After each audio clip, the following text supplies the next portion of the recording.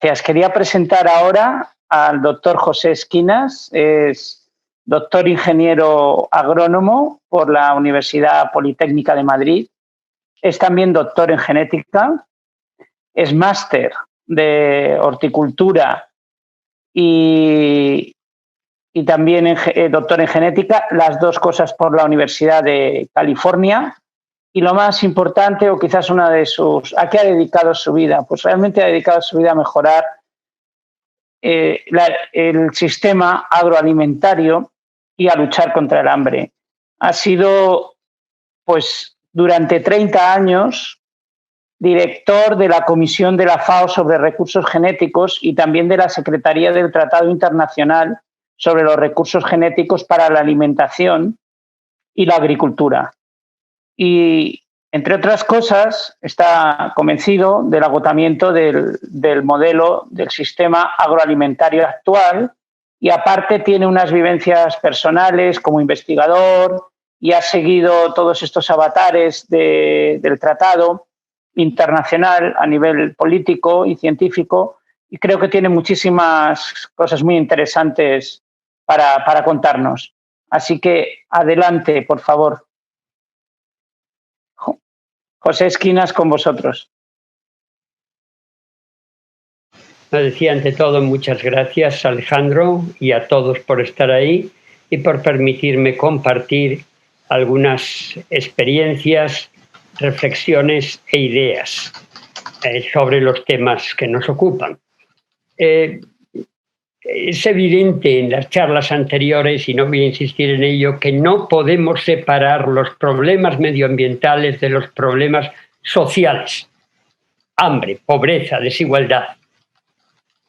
Y la causa muchas veces de los males que nos afligen a todos hay que buscarla ahí. Son las dos caras de la misma moneda.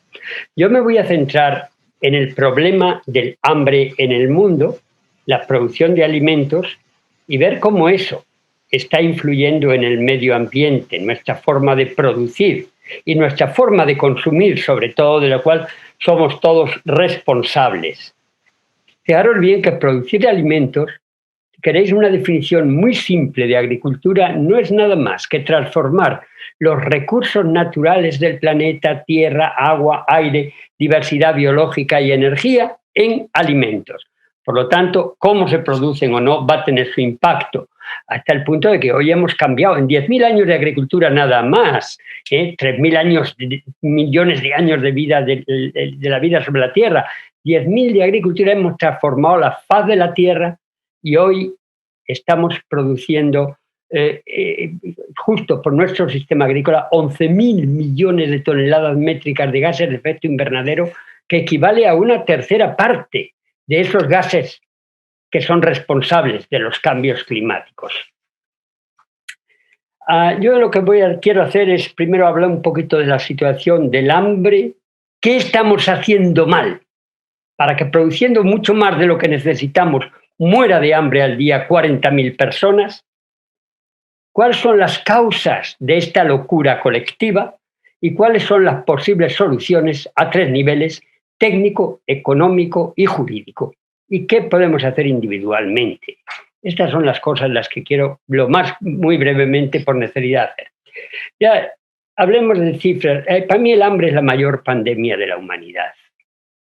821 millones de personas pasan hambre. 17 millones de personas mueren al año como consecuencia del hambre y la malnutrición, lo que equivale a 35 o 40.000 personas muertos cada día, uno cada dos segundos, como consecuencia del hambre y la malnutrición. El problema del COVID en estos momentos, según FAO y otras organizaciones de Naciones Unidas, puede duplicar el número de hambrientos y de muertos como consecuencia del hambre en el mundo. Y a veces algún amigo me decía, chico, ¿sabes por qué hay hambre? Porque el hambre no es contagiosa. Esta reflexión cínica es verdadera. Fijaros cómo estamos movilizando las cosas ante la pandemia. El mismo día que mueren del hambre 40.000 personas, Estamos gastando en armamentos 4.000 millones de dólares, que sería suficiente para mantener a los que mueren de hambre, si es al precio que los alimentos tienen, en el lugar donde mueren durante 120 años. Pero no solamente eso. Yo creo que hoy producimos suficiente. Fijaros, Kennedy. Antes de eso quiero decir que además el hambre, esto es importantísimo a mi juicio, es el caldo de cultivo en el que crecen aquello que consideramos los grandes enemigos de la humanidad: la inmigración ilegal, la violencia internacional, las propias pandemias que atacan más a los más débiles desde un primer momento y después se introducen y se expanden por todos. Pero el caldo de cultivo es el hambre y la pobreza. Fijaros, ¿se puede erradicar el hambre? El presidente Kennedy, en el año 1963, en el primer Congreso Mundial de Alimentos, decía: tenemos los medios y la capacidad de terminar con el hambre en nuestra generación, la suya, en el 63. Imaginaros si no tenemos de sobra esos medios. Tanto es así que hoy, y esto es también muy importante, producimos el 60% más de lo que se necesita para nutrir a la humanidad.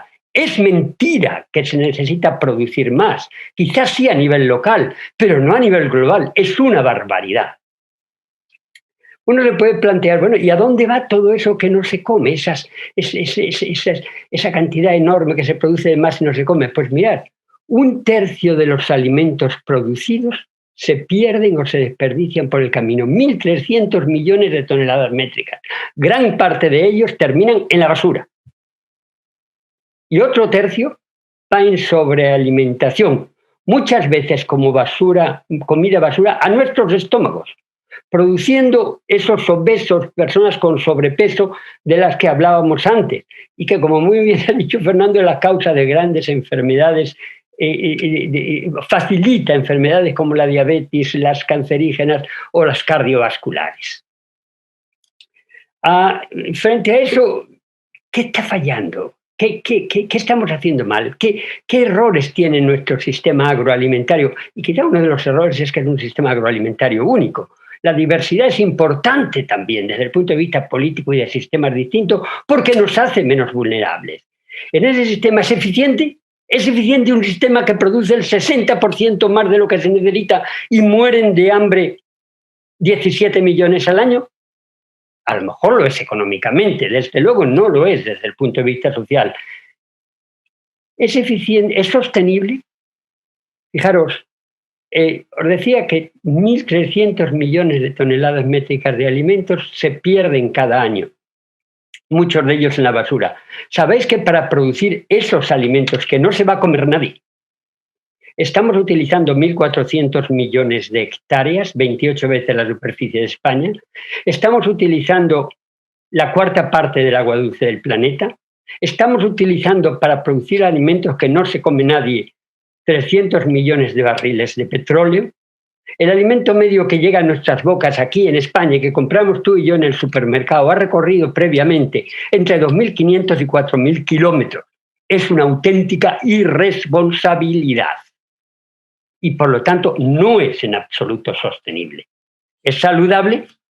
¿Es saludable un tipo de alimentación que nos está llevando a esa gente con obesidad y sobrepeso, y que esas enfermedades de las que hablábamos antes está costando solamente en Europa 700.000 millones de euros en alimentos? 12 veces más que el costo de la PAC. ¿No sería mucho más económico orientar la PAC, el Programa Agrario Común, justamente a una buena nutrición? Ahí lo dejo. ¿Cuáles son las causas de esta locura? Mirad, yo recuerdo aún cuando era niño y se me caía un trocito de pan al suelo. Y mi abuelita o mi mamá decía: Pepito, cógelo, bésalo y cómetelo. El alimento era sagrado. El alimento era la base de la vida. Hoy el alimento ha pasado a ser una mercancía más. Hoy ya no se produce para alimentar. Hoy se produce para vender. Y en ese afán de vender y comprar, no importa que se tire a la basura o no, lo que importa es que se venda. Bueno, iba a contar una anécdota, pero se me va, veo que el tiempo pasa muy deprisa. Esta mercantilización se pone de manifiesto a través de lo que está pasando la concentración del poder en el sistema agroalimentario. Hace unos años, leeríais en los periódicos, 2 años o 3, cómo la Monsanto y la Bayer se unieron, cómo la Syngenta y la Kenshin se unieron, cómo la Dow y la DuPont se unieron, cada una de ellas por valores de varios 70, 80 mil millones de dólares. Esas 3 grandes fusiones de entonces controlan hoy el 75% de la semilla comercial del mundo y el 63% de los agroquímicos. Nuestra alimentación está en las manos de un pequeño grupo de multinacionales, otras que son las que comercializan los alimentos, otros los distribuyen, etcétera, etcétera. Ya hemos hablado de que esa mala alimentación, esos 700.000 millones de dólares en medicinas, van a beneficiar también a las grandes empresas que venden las medicinas, o sea, las farmacéuticas. Hemos mercantilizado todo, pero desde luego el sector alimentario casi completamente. Y todo ello ha llevado a que para poder controlar haya una uniformización no solo de los sistemas agroalimentarios en el mundo, sino también de la biodiversidad. Según la FAO, a lo largo de la historia de la humanidad, hemos consumido entre 7.000 y 10.000 especies distintas. Hoy 4 especies, trigo, arroz, maíz y patata, proporcionan el 60% de la alimentación calórica humana. Y solamente 150 especies son comercializadas. Los otros miles de especies son especies infrautilizadas que ni conocemos. Quinoa, cañigua, oca, etcétera, que no habéis oído hablar nunca y que son fundamentales en muchos países del tercer mundo. Pero aún en las especies que cultivamos más, hemos perdido a lo largo del siglo XX el 95% de las variedades tradicionales y locales adaptadas a las condiciones locales, a lo largo de milenios. Y ya dentro de esas especies, de esas variedades, de esas poquitas variedades que estamos consumiendo, variedades comerciales uniformes y estables, tienen que ser por ley uniformes y estables. Por ley. Eso es consecuencia de la forma de control. Pero fijaros que cuando nosotros estamos haciendo uniforme una variedad, estamos castrándola de la capacidad que le da el medio ambiente y la selección humana para irse adaptando a las condiciones impredecibles, cambiantes pero impredecibles medioambientales o de necesidades humanas. De nuevo, incrementamos la vulnerabilidad. Todo eso tiene solución, todo eso tiene solución. Cuanto más tardemos, más difícil va a ser, porque algunos procesos pueden ser irreversibles. Yo hablaba antes de soluciones de tipo técnico. Obviamente, si el problema en estos momentos es que el control que hay muy lejos de nosotros y cuánto viajan los alimentos, uno de los temas es localización, que nos tiene que llevar a una soberanía alimentaria, la capacidad de producir lo más cerquita posible. Y esa soberanía alimentaria además nos protege contra estas pandemias y las dificultades y los crecimientos del precio de los alimentos en el mercado de futuro de Chicago o la volatilidad a nivel internacional. Acercar el producto, cadenas cortas, alimentos de cercanía. Y eso somos nosotros los que tenemos que decidirlo, aparte de que hay unas políticas favorables. Otro tema es agricultura familiar. Fijaros, hay un estudio de la FAO del año 2004 en el que muestra, 2014, perdón, que si nosotros lo que medimos no es cuánto se produce en cada tipo de agricultura, sino cuánto de lo que no se pierde en el camino, lo que llega a la boca del que consume, se produce en cada tipo de agricultura, el 80% de los alimentos que llegan a la boca del consumidor se producen por la agricultura familiar y el pequeño agricultor. Eso hizo que Naciones Unidas decretase en el 2014 el Año Internacional de la Agricultura Familiar y ahora, el año pasado, la década internacional de la agricultura familiar que durará hasta el 2018. Y si hablamos de agricultura familiar, tenemos que hablar de las variedades tradicionales, de las variedades adaptadas a esas condiciones, esas que hemos estado perdiendo a lo largo de los años, esas que están de consonancia además con el tipo de cocina que tenemos y los gustos, el medio ambiente, las condiciones climáticas y las condiciones culturales de cada uno de los pueblos. Esa diversidad también es importante.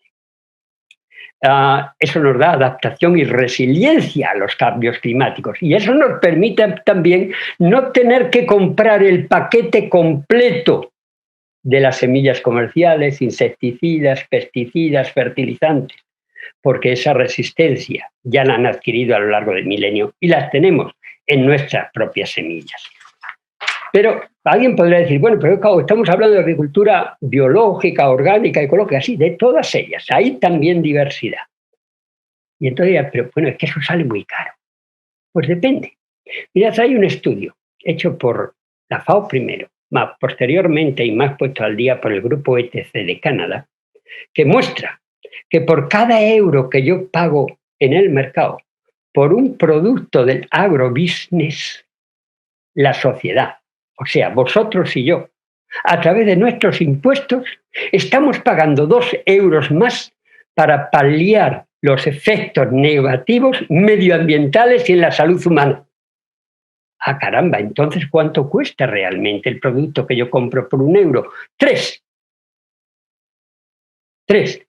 ¿Pero qué estamos haciendo con los otros 2 y van en impuestos? Pues ahí lo tenemos, son subvenciones encubiertas a la agroindustria. No se necesitan subvenciones a la agroecología, sino terminar con las subvenciones encubiertas. Y eso significa, desde el punto de vista económico, y estamos ya en las soluciones económicas, eliminar las externalidades. Esto no es nuevo. Ya en el año 92, en la cumbre de Río de Janeiro, donde yo estaba representando a la FAO, el reto principal se consideró que era preciso internalizar las externalidades, que era preciso pagar, que el que compra un producto tiene que pagar por los daños producidos a través de ese sistema de producción en el medio ambiente, en la salud, etcétera, etcétera.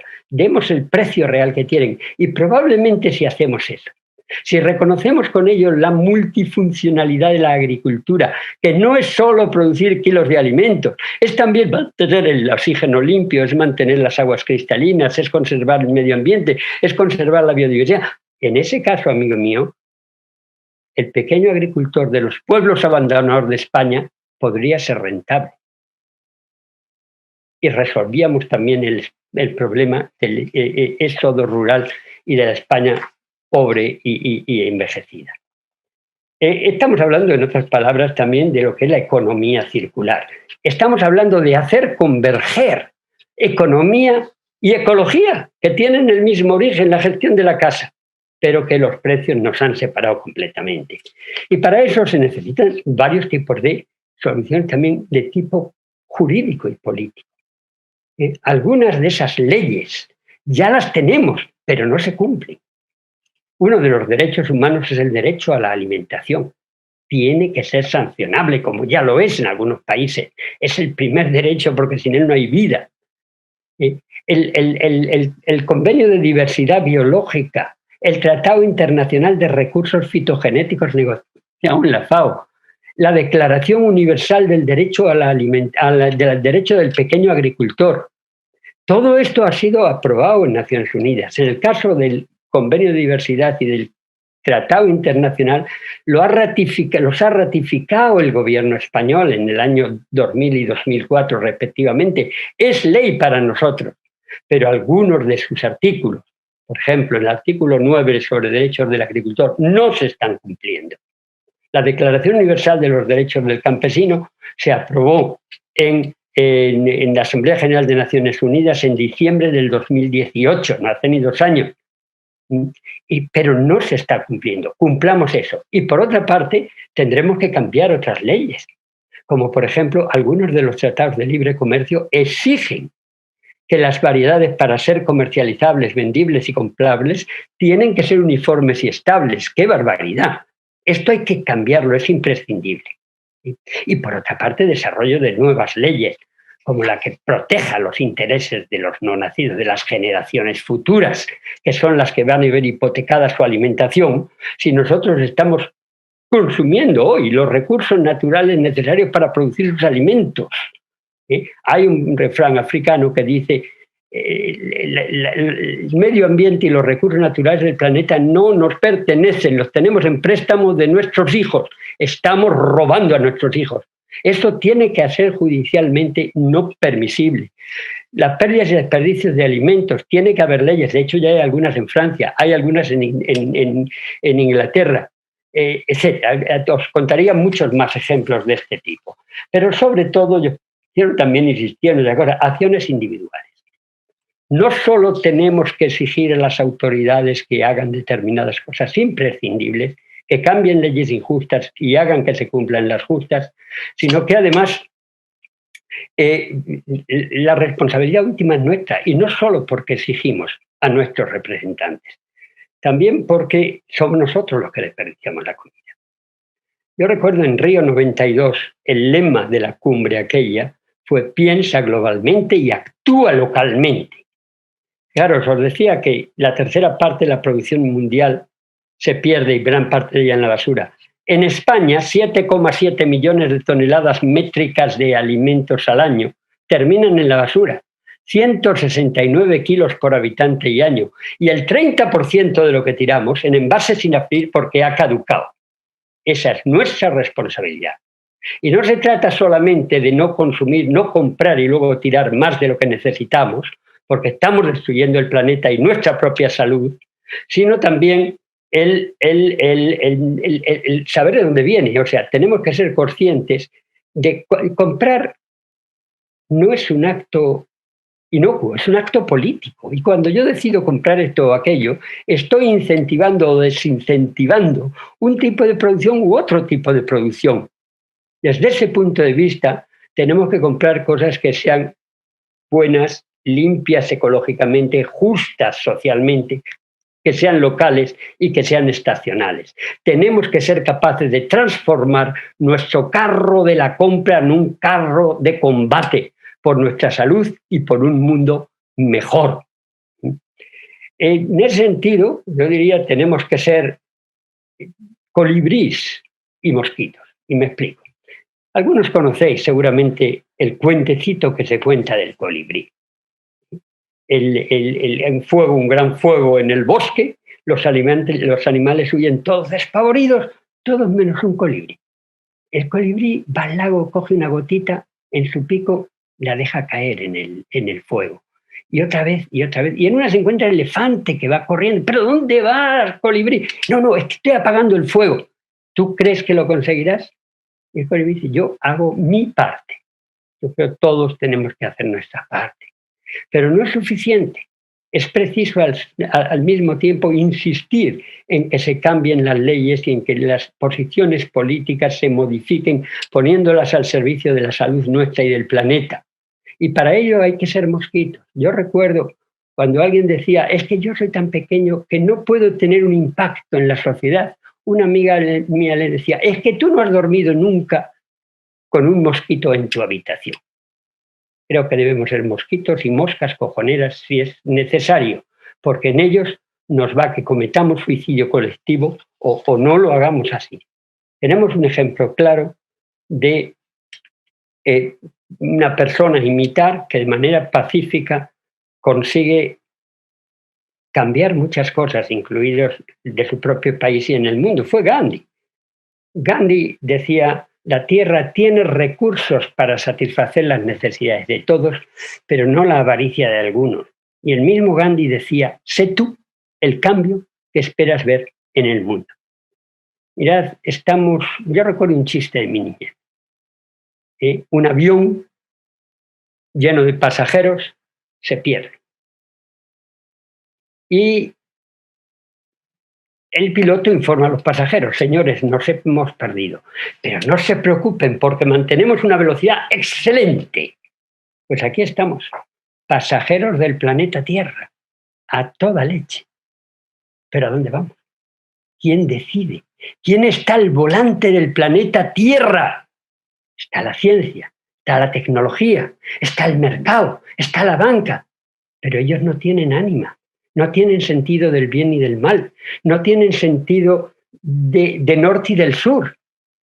yo creo que es imprescindible que esos instrumentos maravillosos que he mencionado pasen a ser eso, instrumentos a nuestro servicio. Y como decía Taylor Chardin, retomemos el volante de la evolución y transformemos con él, con la ciencia, con la tecnología, la Tierra en un paraíso.